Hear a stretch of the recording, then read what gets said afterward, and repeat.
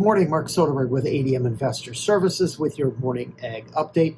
A quiet trade overnight with minimal price change. Right now, corn is steady. Soybean prices are down 1 to 2 cents.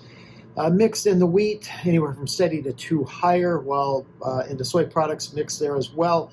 Steady in the meal, while bean oil prices have ticked 3 to 5 points higher.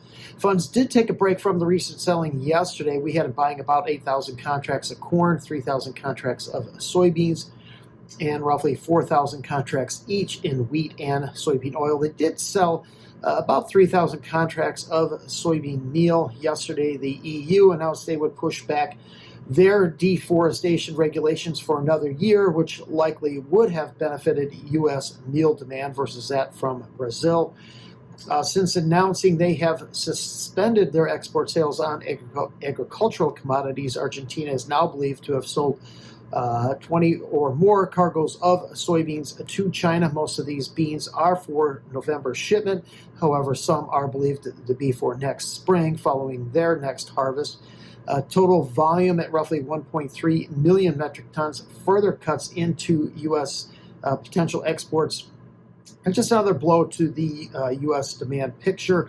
Bulls do remain hopeful that President Trump's face-to-face meeting with Chinese President Yi later this fall could still result in a trade agreement that involves the purchase of U.S. ag goods. However, this window ahead of the South American harvest keeps getting shorter day by day.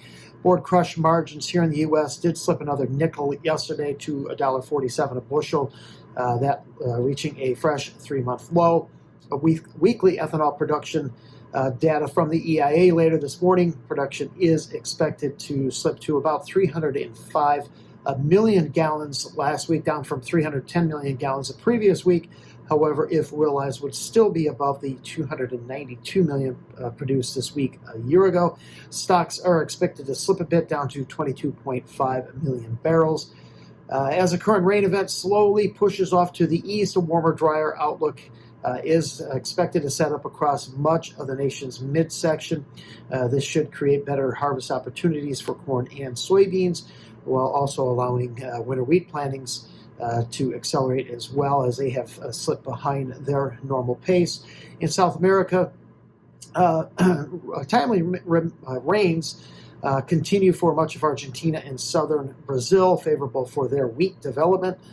Better prospects for rain across Brazil's center-west and center-south region this weekend and into early next week as they slowly transition into their monsoonal season. This should help improve topsoil moisture for early plantings, but additional rains will be needed.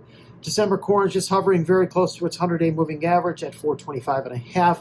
Near-term resistance, last week's high at 431.25 with support at 414.75. I think we could again flirt with that $4 level, although I do expect prices to hold above the contract low at 392. I'm guessing the USDA yield forecast is still 3 to 4 bushels too high. Next Tuesday, we will get the update from the USDA on the final carryout numbers from last year's crop. An inside trade for Novi beans overnight. We still have support, still holding support just above that $10 level. Not sure how much longer that will hold. I do expect the August lows at 981.25 to hold, given this year's lowered acreage base. Upside, however, is limited until we get a trade deal with China. We did see fresh 7-week lows in spot meal overnight before we hit a little bit of a rebound here into the pause. Yesterday's bounce in wheat prices has carried over to this morning. I look for the USDA to lower their all-U.S. wheat production 22 million bushels next Tuesday. I've got winter wheat at 1.342, down 13 million, with spring wheat at 475, down 9. USDA has lowered winter wheat in the September forecast 7 of the last 8 years. Thanks for listening, everyone. Have a great day.